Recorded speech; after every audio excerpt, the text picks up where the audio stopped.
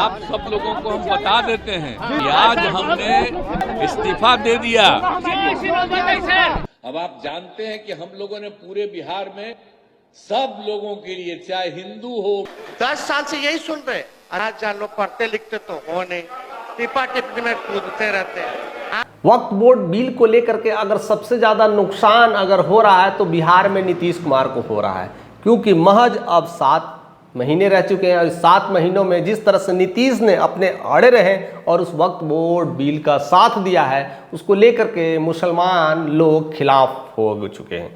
यानी बिहार में ऑलरेडी एक आंदोलन भी चला था, ओवैसी ने आंदोलन लगाया था, अरशद मदनी ने आंदोलन लगाया था और अपने तमाम मुस्लिम भाइयों को, संगठन दलों को उन्होंने क्लियरली मेंशन कर दिया था कि जो लोग इस बिल के साथ देंगे उसका हम साथ नहीं देंगे। चाहे किसी भी मंच हो, चाहे किसी भी संगठन में हो, चाहे किसी भी धार्मिक कार्यों में हो, उसको लेकर करके बहुत बड़ा आंदोलन छिड़ गया था। और उसी का स्पष्ट है कि आप हमारे पीठ पे छुरा घोंपे और उसके बाद हम कहेंगे भाई आप जाइए समर्थन कीजिए, ऐसा कैसा हो सकता है? दिया है और बीजेपी का साथ दे दिया है। अब उसके इस साथ देने से नीतीश कुमार के पार्टी में अब बगावत शुरू हो गई है, यानी जेडीयू में बगावत शुरू हो गई है और जेडीयू में एक असंतोष की खबर हो चुकी है, असंतोष की लहर पड़ चुकी है।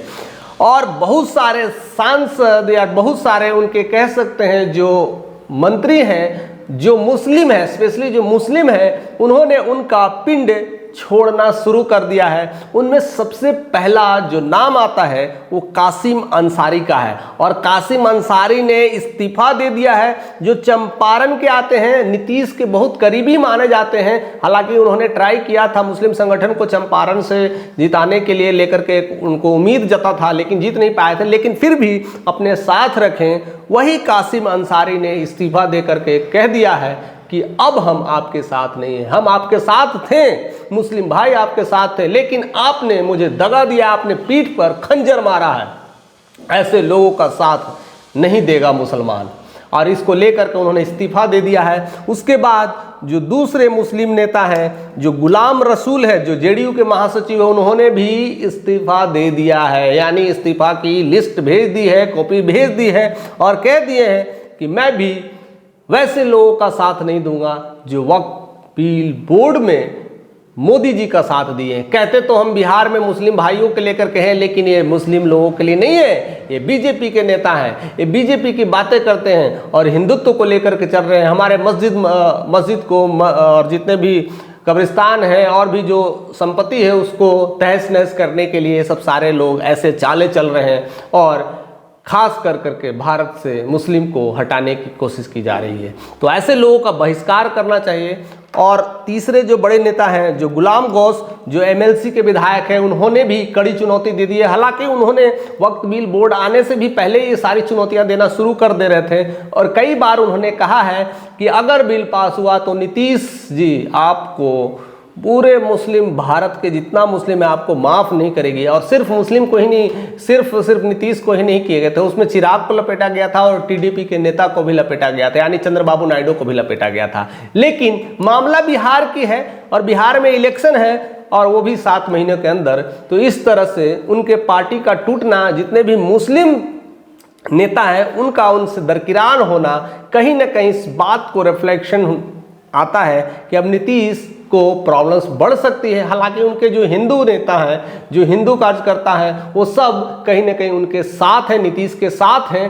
तो अब क्या ऐसा होगा कि नीतीश कुमार अब राजनीति में केवल हिंदू और मुस्लिम के बीच में खड़े रहेंगे और क्या क्या ऐसा चीज़ें घटनाएं हो सकती है? इसलिए मैं एक बार और कहता हूं कि इसकी भूमिका में अगर किसी का हाथ है तो मोदी और अमित शाह का ही हाथ है और वही इस मामले को भी सही भी करेंगे, क्योंकि वो आएंगे और इस तमाम मुद्दों पर क्लियरली बातें कर करके वो सारी चीज़ें को निचोड़ फेंकेंगे और उसको निकालने की कोशिश करेंगे। जो कुछ भी जो मन में उलझनें बनाई गई है, जो तमाम बंदिशें बनाई गई है और ख़ास कर करके वैसी लोग, अरशद मदनी जैसे लोगों ने इस तरह के मुद्दे को एक नई हवा दी है, एक नई आंदोलन देने की कोशिश की है और मुसलमान और हिंदू में इस तरह के बंटवारे की बात कर दी है और अलग होने की बात की है। इससे बिहार में बाकी जो घटक दल के नेता हैं उनका फ़ायदा उठाने के लिए तैयार बैठे हैं। फिलहाल अभी बहुत कुछ हो सकता है क्योंकि इलेक्शंस का समय है, बहुत कुछ बदलाव, बहुत कुछ तेल मेल, बहुत कुछ उल्टा खबर